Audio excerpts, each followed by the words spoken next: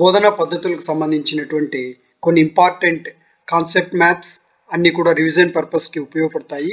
So వీడియోని మొత్తం skip చేయకుండా చూడండి, ఎందుకంటే ఆల్రెడీ ఇది షార్ట్ అవుట్ చేసినటువంటిది. సో ఏది మిస్ కాకుండా చూడడానికి అవకాశం ఉంటుంది. సో బోధనా పద్ధతులు, పద్ధతి అంటే మెథడ్. సో మెథడ్ అనేటువంటిది లాటిన్ భాషా పదం.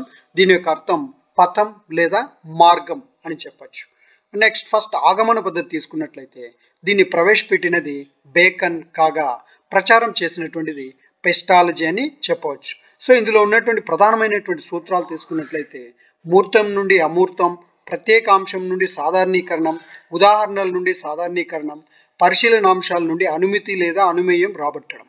సో మరి దీనికే ఉన్నటువంటి ఇతర పేర్లు కానీ తీసుకున్నట్లయితే సూత్రీకరణ పద్ధతి లేదా సూత్ర స్థాపన పద్ధతి, ప్రతిస్థాపన పద్ధతి, అనుగమన పద్ధతి, అనుమానోప పద్ధతి అని ఇతర పేర్లు గలవన్నమాట. దీన్ని గణితం నేర్చుకోవడానికి చాలా అనువైనటువంటి పద్ధతిగా దీన్ని చెప్పుకోవచ్చు. గణిత శాస్త్రం అంతా కూడా ఆగమన పద్ధతి ప్రకారం కనుక్కోవడం జరిగిందని చెప్పవచ్చు అన్నమాట.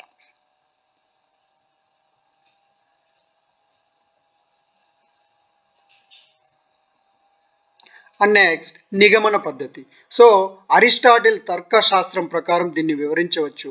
నిగమన పద్ధతిని యూక్లిడ్ శోధనా పద్ధతి అని కూడా పిలుస్తాము.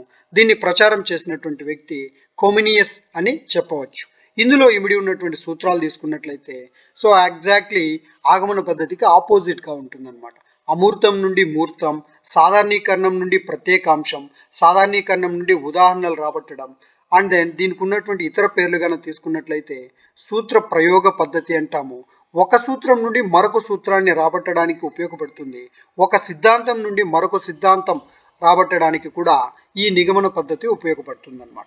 మరి దీంట్లో వచ్చేటువంటి మెయిన్ మెరిట్స్ తీసుకున్నట్లయితే అభ్యాసంపై పునర్విమర్శ చేయడానికి ఇది ఉపయుక్తంగా ఉంటుంది. ఉన్నత స్థాయి బోధనకు అనుకూలంగా ఉంటుంది, అంటే టైం కలిసి వస్తుంది అనమాట.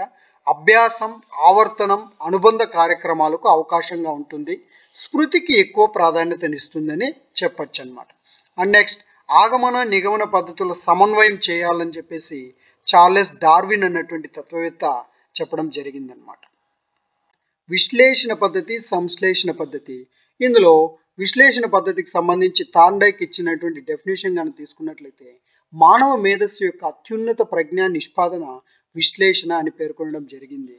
ఇందులో మనం ఎలా ప్రొసీడ్ అవుతాము అంటే సారాంశం నుండి దత్తాంశానికి, తెలియని విషయాల నుండి తెలిసిన విషయాలకు, ఆశించిన పర్యవసానం వచ్చే వరకు ఆవశ్యక సోపానాలు వేసుకుంటూ వెళ్ళడం అనేటువంటి జరుగుతుంది.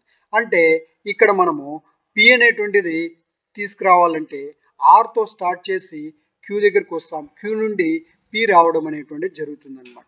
సో ఈ ఆర్డర్ అనేటువంటిది ఇంపార్టెంట్ అనమాట. ఆర్తో స్టార్ట్ చేసి పి వరకు రావడం అనేటువంటిది ఇది ఒక రకమైనటువంటి ఆలోచన ప్రక్రియగా చెప్పచ్చు. ఇది నిర్మాణాత్మకంగా సాగుతుంది. ఇందులో తార్కికం అనేటువంటిది అలవడి ఉంటుందని చెప్పవచ్చు. మరి అదే సంశ్లేషణ పద్ధతిని కానీ తీసుకున్నట్లయితే ఇది దీనికి ఆపోజిట్గా ఉంటుంది. సో అక్కడ సారాంశం నుండి దత్తాంశం అంటే ఇక్కడ దత్తాంశం నుండి సారాంశం వైపు వెళ్ళడం జరుగుతుంది. తెలిసిన విషయాల నుండి తెలియని విషయానికి వెళ్ళడం అనేటువంటి జరుగుతుంది. P implies q, q implies r. అంటే పి నుండి క్యూ సాధిస్తే క్యూ నుండి ఆర్, అంటే సోపానయుతంగా సాధించినట్లయితే ఆన్సర్ రావడం అనేటువంటి జరుగుతుంది. దాన్ని మనం విశ్లేషణను ఆలోచన ప్రక్రియగా పోలిస్తే దీన్ని ఆలోచన ఫలితంగా చెప్పవచ్చు. దాన్ని నిర్మాణాత్మకం అని చెప్తే దీన్ని సమాచారాత్మకంగా చెప్పవచ్చు. కాకపోతే ఇది సంక్షిప్తమైనటువంటిది. ఇందులో వేగం, సమర్థత అనేటువంటిది ఉంటుంది. పాఠ్యగ్రంథ రచయితలకు అనుకూలంగా ఉంటుంది. అందుకోసమే అనమాట మనకు టెక్స్ట్ బుక్స్లో అంతా కూడా లేదా గైడ్స్ ఇలాంటి వాటిలో మనకు చాలా సింపుల్ స్టెప్స్ అనేటువంటి వేస్తుంటారు. సో వాళ్ళంతా కూడా సంశ్లేషణ పద్ధతిని వాడినట్టుగా చెప్పుకోవచ్చు. యంగ్ అనేటువంటి శాస్త్రవేత్త విశ్లేషణ పద్ధతి, సంశ్లేషణ పద్ధతుల గురించి చెప్తూ గడ్డివాము నుండి సూది బయలుపడుతుంది అని విశ్లేషణ పద్ధతిని పేర్కొంటే గడ్డివాములో సూదిని అన్వేషిస్తుంది అని ఆ సంశ్లేషణ పద్ధతిని పేర్కొనడం జరిగిందనమాట. సో రెండు దాదాపుగా దగ్గరగానే ఉన్నట్టు ఉంటుంది, కానీ సో ఇక్కడ సూది బయలుపడడం జరుగుతుంది, ఇక్కడ సూదిని అన్వేషించడం జరుగుతుంది అన్నమాట.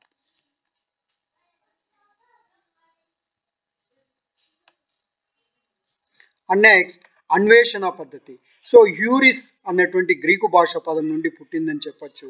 దీనికి అర్థంగా తీసుకుంటే మంచిగా వాసన పసిగట్టడం, దారి కనుక్కోవడం, ఐ ఫైండ్ అన్నటువంటి అర్థాలను చెప్పొచ్చు అనమాట. సో దీనికి ఆద్యుడుగా హెచ్ఈ ఆర్మ్స్ట్రాంగ్, యూకే దేశానికి చెందినటువంటి హెచ్ఈ ఆర్మ్స్ట్రాంగ్ను ఈ అన్వేషణ పద్ధతికి మూలపురుషుడుగా చెప్పవచ్చు. ఇందులో ఎలా మనం ఏదైనా నేర్పించడం జరుగుతుందంటే, మనం నేర్పించవలసినటువంటి విషయాలను మొదట సమస్యగా మార్పు చేయడం జరుగుతుంది. సో ఆ సమస్యలు సాధించడానికి కొన్ని రకాలైనటువంటి సూచనలు ఇవ్వడం జరుగుతుంది, ప్రశ్నలు ఇవ్వడం జరుగుతుంది. సో అంటే ఇక్కడ ఇచ్చినటువంటి ఇన్స్ట్రక్షన్స్ను ఫాలో చేసుకుంటూ ప్రయత్నం చేయడం జరుగుతుంది. ప్రయత్నం చేసిన తర్వాత చిట్ట చివరిలో సాధారణీకరణం అంటే ఒక జనరలైజేషన్కి రావడం అనేటువంటి దాన్ని గుర్తుంచుకోవచ్చు అనమాట. సో ఇందులో మనం ప్రధానంగా తీసుకున్నట్లయితే నిర్దేశిత ప్రత్యక్ష అనుభవం కల్పించడానికి అవకాశం ఉంది, స్వీయ అభ్యసనం జరగడానికి అవకాశం ఉంది, చేయడం ద్వారా నేర్చుకోవడం లర్నింగ్ బై డూయింగ్ అనేటువంటిది ఇమిడి ఉంది, వ్యాసక్తుల ద్వారా అభ్యసనం అంటే టాస్క్లు చేస్తూ ఉంటే మనకు తెలియకుండానే అభ్యసనం అనేటువంటిది జరుగుతుంది.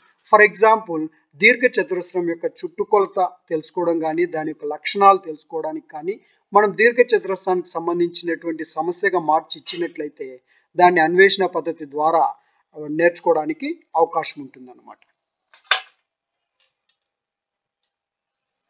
అండ్ నెక్స్ట్ సమస్య పరిష్కార పద్ధతి. ఒక సవాలును అంగీకరించి పరిష్కారం కోసం పాటుపడే ప్రక్రియే సమస్య పరిష్కార పద్ధతి అని కూనీ, డేవిడ్, హెండర్సన్ చెప్పడం జరిగింది. సో ఇక్కడ వచ్చేటువంటి డెఫినేషన్స్ కూడా 1 or 2 ఉంటాయి కాబట్టి వాటిని ఒక్కసారి చూసుకుంటే డెఫినెట్గా రాయడానికి అవకాశం ఉంటుంది. ఇందులో వచ్చేటువంటి ప్రధానమైనటువంటి సోపానాలు కనుక తీసుకున్నట్లయితే సమస్యను గుర్తించడం, సమస్య నిర్వచించడం, సమాచార సేకరణ, సమాచారాన్ని వ్యవస్థీకరించడం, తాత్కాలిక పరికల్పనను పరీక్షించడం, ఫలితాన్ని సరిచూసుకోవడం. సో దీన్నంతా కూడా సింపుల్గా మనం కోడ్ రూపంలో గుర్తుపెట్టుకోవచ్చు. గుణిసేవ, తాత పరీక్ష, ఫసా అంటే ఇక్కడ గు అంటే గుర్తించడం, నీ అంటే నిర్వచించడం, సే అంటే సేకరణ, వ్యా అంటే వ్యవస్థీకరణ, తా అంటే తాత్కాలిక పరికల్పన, అండ్ దెన్ పరీక్ష అంటే పరీక్షించడం, ఫసా అన్నప్పుడు ఫలితాన్ని సరిచూసుకోవడం.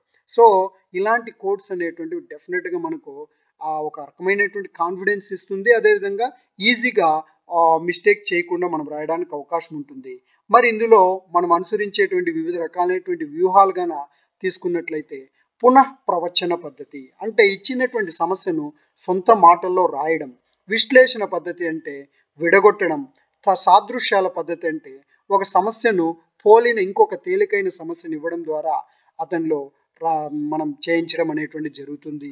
ఆధారిత పద్ధతి అంటే ఇచ్చినటువంటి అంశాల మధ్య సంబంధాలు స్థాపించడం ద్వారా చేసుకుంటూ వెళ్ళడం. చిత్రీకరణ పద్ధతి అంటే ఇచ్చినటువంటి సమస్యకు చిత్రాలు గీయడం ద్వారా కనుక్కోవడం. మరి పోలియా అనేటువంటి శాస్త్రవేత్త దీనికి సంబంధించినటువంటి ఒక చక్రం రూపంలో, వలయం రూపంలో ఇవ్వడం జరిగింది. అవగాహన చేసుకున్న తర్వాత సరైన వ్యూహం అనేటువంటిది ఎన్నుకోవడం, ఆ వ్యూహానికి అనుగుణంగా సాధన చేయడం, సాధన చేసిన తర్వాత తిరిగి చూసుకోవడం అంటే సరిచూసుకోవడంగా చెప్పచ్చు అనమాట. సో గణిత తత్వం అలవడే పద్ధతిగా ఈ సమస్య పరిష్కార పద్ధతిని చెప్పవచ్చు.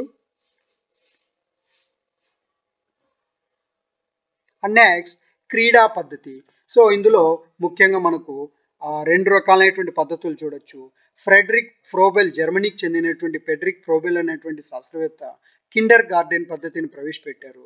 సో 1837 సంవత్సరంలో బ్యాడ్ బ్లాంకెన్బర్గ్ అంటే అక్కడ ఆ నగరంలో ప్లే అండ్ యాక్టివిటీ ఇన్స్టిట్యూట్ను ఏర్పరిచి తద్వారా కిండర్ గార్డెన్ అనేటువంటి ఒక కొత్త వ్యవస్థను తీసుకురావడం జరిగింది. సో దాన్ని కిండర్ గార్డెన్ అంటే పిల్లల తోట లేదా బాలోద్యానం అని పిలవచ్చు. ఇందులో సాధారణంగా నేర్పించేడు కానీ తీసుకున్నట్లయితే కథలు, ఆటలు, పాటలు, నిర్మాణం. సో కథల ద్వారా విద్యార్థిలో అవధానం కలిగించడానికి అవకాశం ఉంటుంది, ఆటల ద్వారా కండరాల అభివృద్ధి జరగడానికి అవకాశం ఉంటుంది, పాటల ద్వారా భావ వ్యక్తీకరణ చేయడానికి అవకాశం ఉంటుంది, నిర్మాణాలు చేయడం ద్వారా ప్రత్యక్ష అనుభవం విద్యార్థిలో కలిగించడానికి అవకాశం ఉంటుంది. సో ఇందులో ప్రధానమైనటువంటి సూత్రాలు కానీ తీసుకున్నట్లయితే స్వయం వివర్తన, స్వయం భావ ప్రకటన, స్వయం అధ్యయనం అని చెప్పవచ్చు. అండ్ నెక్స్ట్ ఇంకొక క్రీడా పద్ధతిలో తీసుకుంటే మరియా మాంటిసోరీ అని ఇటలీకి చెందినటువంటి వైద్యురాలు మతి స్థిమితం లేని పిల్లల మీద పరిశోధనలు చేసి ఒక కొత్త విద్యా విధానాన్ని ప్రవేశపెట్టడం జరిగింది. ఇందులో ప్రధానంగా మనం కానీ తీసుకుంటే జ్ఞానేంద్రియ శిక్షణ, చలననాడుల సమర్థత, గణిత జ్ఞానం. సో ఈ మూడింటికి ఎక్కువ ప్రామినెన్స్ ఇచ్చి వాటికి సంబంధించినటువంటి కరికులం అనేటువంటి డెవలప్ చేయడం జరిగింది. సో దీనివల్ల మనకు వ్యక్తిగత పనులకు చేయడం కూడా ఇక్కడ ఇంపార్టెన్స్ ఇవ్వడం జరిగింది. అంటే డైలీ యాక్టివిటీస్ అన్నీ కూడా విద్యార్థుల దగ్గర చేయించడం జరుగుతుంది. సంపూర్ణ స్వేచ్ఛ. సో ఈ విద్యా విధానంలో విద్యార్థి తనకి ఇష్టమైనటువంటి అంశాలను ఎన్నుకొని చేయడానికి సంపూర్ణమైనటువంటి స్వేచ్ఛ ఉంటుందని చెప్పవచ్చు అన్నమాట. అండ్ నెక్స్ట్ కృత్య పద్ధతి. సో వినడం ద్వారా 20% గుర్తుపెట్టుకుంటే చూడడం ద్వారా 30% గుర్తుపెట్టుకుంటాం. వినడం మరియు చూడడం ద్వారా 50%, చెప్పడం అంటే మనం ఇతరులకు చెప్పడం ద్వారా ఒక 80% మనము నేర్చుకోగలిగితే, మరి ఎప్పుడైతే ఈ 3 వినడం, చూడటం, చెప్పడం 3 కలిస్తే 90% వరకు నేర్చుకుంటారనేటువంటి ఉద్దేశంతో కృత్య పద్ధతిని పెట్టడం జరిగింది. సో ఈ కృత్య పద్ధతిలో కృత్యం ప్రతి ఒక్క పాఠ్యాంశంలో ఉన్నటువంటి అంశాలని కృత్యాలుగా మార్చి, సో ఆ కృత్యాలు చేయడం ద్వారా విద్యార్థులు లర్నింగ్ బై ప్లేయింగ్ అన్నటువంటి రీతిలో మనం నేర్పించడం అనేటువంటి జరుగుతుంది. ఇందులో ముఖ్యంగా అప్పెప్ సూత్రాలను పాటించడం అనేటువంటి జరుగుతుంది. ఆ సూత్రాలు కానీ తీసుకున్నట్లయితే మొట్టమొదటి సూత్రం, ఉపాధ్యాయులు రూపొందించిన అభ్యసన ప్రక్రియలు పాటించడం, క్రియలు, అన్వేషణ, ప్రయోగాల ద్వారా అభ్యసనం చేయడం, వ్యక్తిగత, సామూహిక, జట్టు పనులు చేయడం, వైయక్తిక భేదాలకు అనుగుణంగా బోధన చేయడం, స్థానిక పరిసరాలను వినియోగం చేసుకోవడము, విద్యార్థుల పని ప్రదర్శన అంటే విద్యార్థులు చేసినటువంటి ఆ యొక్క పనిని ప్రదర్శించడం ద్వారా వాళ్ళలో కాన్ఫిడెన్స్ అనేటువంటిది డెవలప్ చేయడం జరుగుతుంది. ఫర్ ఎగ్జాంపుల్స్ కృత్య పద్ధతికి సంబంధించి కానీ తీసుకుంటే స్థాన విలువలు నేర్పించడము, జామితి ఆకారాలు, సమాన భిన్నాలు నేర్పించడం, ఇలాంటి వాటికి కృత్య పద్ధతి అనేటువంటి చాలా అనుకూలంగా ఉంటుందని చెప్పవచ్చు అన్నమాట. అండ్ నెక్స్ట్ ఇందులో మనకు ముఖ్యంగా గుర్తుపెట్టుకోవాల్సింది, ఇంతకుముందు ఎగ్జామ్లో అడిగినటువంటిది కూడా చూసుకున్నట్లయితే కొన్ని ఎగ్జాంపుల్స్ ఇచ్చి ఇవి ఏవి భౌతిక పరమైన కృత్యాలా, బౌద్ధిక పరమైనటువంటివా అని అడగడానికి అవకాశం ఉంది. సో కాబట్టి ఇది కూడా చూసుకోవాల్సినటువంటి అవసరం ఉంది. భౌతిక పరమైనటువంటివి అంటే ఫిజికల్గా చేసేటువంటి ఆటలాడటం, మాట్లాడటం, కొలవడం. భౌతిక పరమైనటువంటివి అంటే బుద్ధితో చేసేటువంటి వర్గీకరించడం, ఆలోచించడం, విశ్లేషించడం. సాంకేతికమైనటువంటివి అంటే అబాకస్ లెక్కించడం, స్కేల్తో కొలవడం. సో ఇది ఇంతకుముందు టెట్లో అడగడం జరిగింది. సో కాబట్టి ఖచ్చితంగా మనము దీన్ని మిస్ చేయకుండా చూసుకోవాల్సినటువంటి అవసరం ఉంది. ప్రత్యక్ష అనుభవాలంటే సో విద్యార్థి ప్రయోగం చేయడం ద్వారా కానీ, క్షేత్ర పర్యటనకు పోవడం ద్వారా కానీ, ప్రదర్శనలకు వెళ్ళడం ద్వారా కానీ అతనిలో ప్రత్యక్ష అనుభవాలు ఏర్పడడానికి అవకాశం ఉంటుంది. మౌఖిక అంశాలు అంటే మాటలు, పాటలు చెప్పడం. సో ఇవన్నీ కూడా వితౌట్ డూయింగ్ వర్క్ మనం చేయగలిగేటువంటివిగా చెప్పచ్చు. మౌఖికేతర అంశాలు అంటే బొమ్మలు గీయడం, రాయడం, నాట్యం చేయడం. సో ఒక్కసారి ఈ మ్యాప్ను జస్ట్ 1 or 2 times కానీ చూస్తున్నట్లయితే మనం డెఫినెట్గా బిట్ అనేటువంటి మిస్ కాకుండా రాయడానికి అవకాశం ఉంటుంది. అండ్ నెక్స్ట్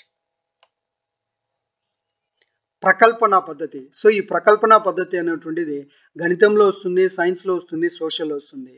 సో ప్రస్తుతానికి ఇక్కడ యాజ్ పర్ మ్యాథ్స్ ఉన్నటువంటి ఒకసారి చూసుకొని రిమైనింగ్ సైన్స్లో వచ్చేటువంటివి నెక్స్ట్ చూసుకున్నట్లయితే సరిపోతుంది. సో ప్రకల్పన పద్ధతికి ప్రధానమైనటువంటి ఆద్యుడుగా జాన్ డ్యూయిని చెప్పచ్చు. సో ఈయన ప్రతిపాదించినటువంటి వ్యవహారిక సత్తావాదం ఆధారంగా ఇది రూపొందించబడింది.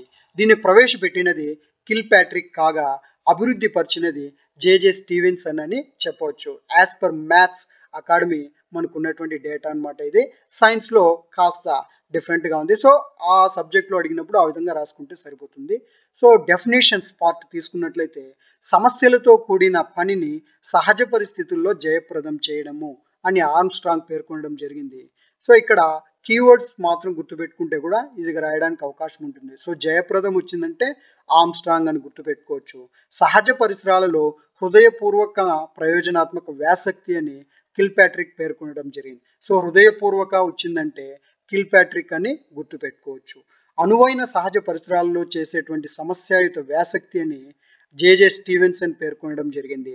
సమస్యాయుత వ్యాసక్తి వచ్చిందంటే జేజే స్టీవెన్సన్గా గుర్తుపెట్టుకోవచ్చు. పాఠశాలలోకి దిగుమతి చేసుకున్న నిజ జీవిత భాగం బెల్లార్డ్ చెప్పడం జరిగింది. సో పాఠశాల వచ్చిందంటే బెల్లార్డ్ అని చెప్పేసి గుర్తుపెట్టుకోవచ్చు అనమాట. అండ్ నెక్స్ట్ ఇందులో ఉన్నటువంటి సోపానాలు కనుక తీసుకున్నట్లయితే మనము మొట్టమొదటి పరిస్థితిని కల్పించడం, ఉద్దేశాన్ని వివరించడం, పథక నిర్మాణం, పథకం అమలు లేదా పర్యవేక్షణ, మూల్యాంకనం చేయడం, నివేదిక. సో ఇవి ప్రధానంగా ఇందులో వచ్చేటువంటి స్టేజెస్గా స్టెప్స్గా చెప్పుకోవచ్చు, సోపానాలుగా. నెక్స్ట్ ఇందులో ఈ పద్ధతి ద్వారా మనం విద్యార్థుల్లో ఒనగూరే లక్షణాలు కానీ తీసుకుంటే లర్నింగ్ బై డూయింగ్ అవకాశం ఉంటుంది, పని పట్ల గౌరవం పెరుగుతుంది, సహకారం ఏర్పడుతుంది, ప్రజాస్వామ్య లక్షణాలు ఏర్పడడానికి అవకాశం ఉంటుంది. సో మిగతా ఏ బోధన పద్ధతిలో కూడా ఈ పని పట్ల గౌరవం కానీ, సహకారం కానీ, ప్రజాస్వామ్య లక్షణాలు అనేటువంటి వాటిని చూడలేమన్నమాట. అండ్ నెక్స్ట్ ప్రయోగశాల పద్ధతి. సో ఈ ప్రయోగశాల పద్ధతి అంటే గణితంలో కూడా ఒక ప్రయోగశాల రేంజ్లో అరేంజ్ చేసుకుని నేర్పించడం. వీటికి ఎగ్జాంపుల్స్ కనుక తీసుకున్నట్లయితే పొడవులు, బరువులు అంచనా వేయడం కానీ, నేపియర్ పట్టీలు తయారు చేయడం కానీ, కారణాంకాలకు సంబంధించి కొన్ని కార్డ్స్ తయారు చేయడం కానీ, వృత్త పరిధి C=2πr ఉత్పాదన చేయడానికి పట్టికలు సో ఈ విధంగా ఇచ్చి ఈ C వాల్యూ, D వాల్యూ కనుక్కొని C/dVలు కనుక్కోవడం అనేటువంటిది. సో ఇవన్నీ కూడా ప్రయోగశాల పద్ధతికి ఉదాహరణలుగా చెప్పొచ్చు. సో ప్రయోగశాల పద్ధతి వలన ప్రత్యక్ష అనుభవం ఏర్పడడానికి అవకాశం ఉంది. అదేవిధంగా పరిశీలన చేయడానికి అవకాశం ఉంటుంది. హస్తలాఘవ నైపుణ్యాలు విద్యార్థులే చేస్తారు కాబట్టి సో వాళ్ళలో ఆ స్కిల్స్ డెవలప్ చేయడానికి అవకాశం ఉంది అని చెప్పేసి చెప్పుకోవచ్చు. అండ్ నెక్స్ట్ దీని తర్వాత మనకు ఇంపార్టెంట్ కొత్తగా వచ్చినటువంటి బోధనా పద్ధతుల్లో వచ్చినటువంటి కొత్త ఉపగమం తీసుకుంటే నిర్మాణాత్మక ఉపగమం. సో దీనికి సపోర్ట్ చేసినటువంటి వర్గాన్ని తీసుకుంటే జాన్ డ్యూయి, మాంటిసోరీ, పియాజే, వైగాట్స్కి. సో ఈయన వైగాట్స్కి ఏం చెప్తారంటే సాంఘిక ప్రతిచర్య అనేటువంటిది జ్ఞాన నిర్మాణానికి ఉపయోగపడుతుందని చెప్పడం జరిగింది. మరి అదేవిధంగా ఈ నిర్మాణాత్మక ఉపగమాన్ని తరగతి గదిలో పరస్పర చర్య చేయడం వల్ల ఆ జ్ఞాన నిర్మాణం ఏర్పడుతుంది అని డ్రెవర్, నీవాక్, పోస్నర్, వాన్ గ్లాసర్ఫెల్డ్ అనేటువంటి శాస్త్రవేత్తలు చెప్పడం జరిగింది. సో ఇందులో ప్రధానంగా వచ్చినటువంటిది చాలా ఇంపార్టెంట్ ఆస్పెక్ట్ అనేటువంటిది కానీ ఇక్కడ తీసుకుంటే 5E ఇన్స్ట్రక్షన్ మోడల్ అని చెప్పేసి చెప్పుకోవచ్చు. సో ఈ 5E ఇన్స్ట్రక్షన్ మోడల్ అనేటువంటి కానీ మనం కానీ తీసుకున్నట్లయితే చాలా కొత్త మోడల్గా చెప్పుకోవచ్చు.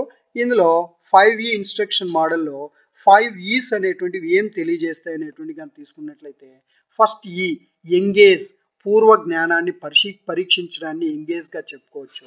ఎక్స్ప్లోర్ అంటే మనకు తెలిసినటువంటి ఏ టాపిక్ అయితే చెప్తున్నాం దానికి సంబంధించిన సమాచార సేకరణ, వ్యవస్థీకరణ చేసే అవకాశాలు అన్వేషించడం చెప్పుకోవచ్చు.